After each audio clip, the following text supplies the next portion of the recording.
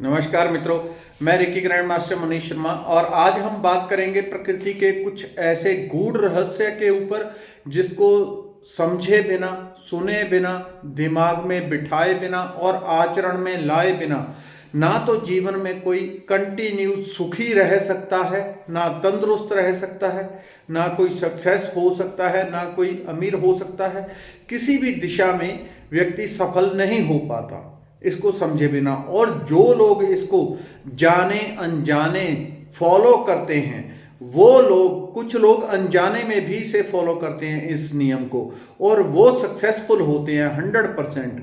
और कई बार लोगों को आपने देखा होगा कि भाग्य के वशीभूत होके उनको सफलता मिल जाती है, लेकिन वो जैसे ऊपर जाते हैं वैसे नीचे आते हैं, क्योंकि इस सीक्रेट का पता नहीं है।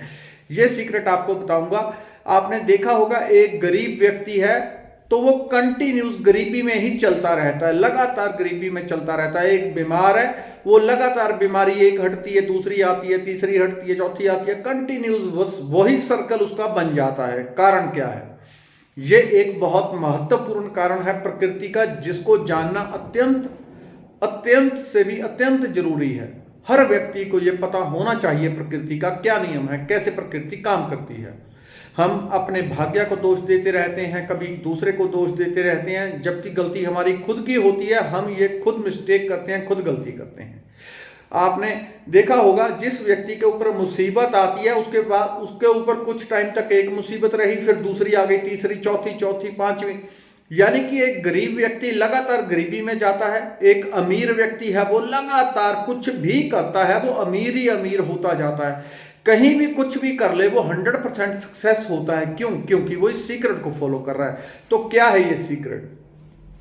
बात यह होती है कि जहां पे जिस चीज के ऊपर हमारा ध्यान जाता है, अब एक गरीब व्यक्ति है तो उसका ध्यान कहां रहता है? उसका ध्यान इस बात पे लगातार रहता है कि वो गरीब है, अभी सामान लाने जाएगा बाजार में तो दिमाग में यही चलता है, ओ ये बहुत महंगा, महंगाई है, महंगाई है, ये भी महंगा है, वो भी महंगा है, वो भी महंगा है। यानी कि वो अपने अवचेतन मन को ये साइन दे रहा है कि उसके पास धन की कमी है, पैसे की कमी है।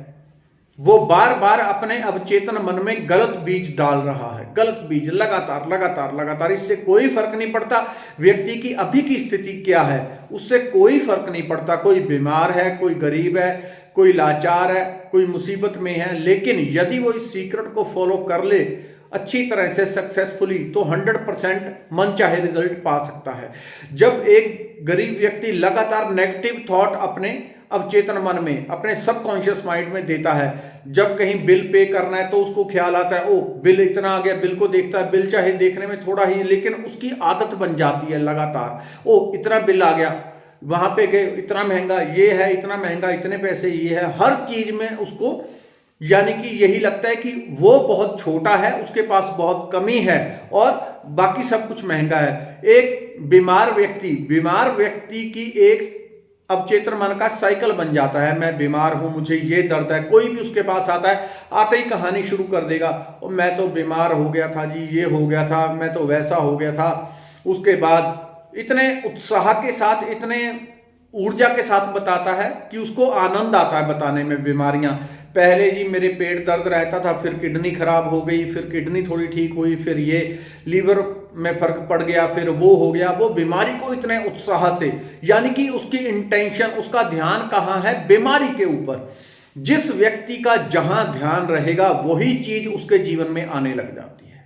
ये सक्सेस की एक चाबी समझ लें। आपको बार बार अपने आप को चेक करना पड़ता है, अपने आप को, अपने विचारों को बार बार देखना होता है। मेरे विचार कहाँ जा रहे हैं, मैं क्या सोच क्या रहा हूं, मेरे विचार जा कहाँ रहे हैं। यदि नकारात्मक हैं तो समझ लें भविष्य नकारात्मक अंधकारमय होने वाला है। यदि आपके विचार सकारात्मक हैं तो अभी चाहे कितनी भी बुरी स्टेट में कोई हो, वो निश्चित सफलता पाएगा, निश्चित पैसा प्राप्त करेगा, तंदुरुस्ती पाएगा, परमात्मा को पाएगा।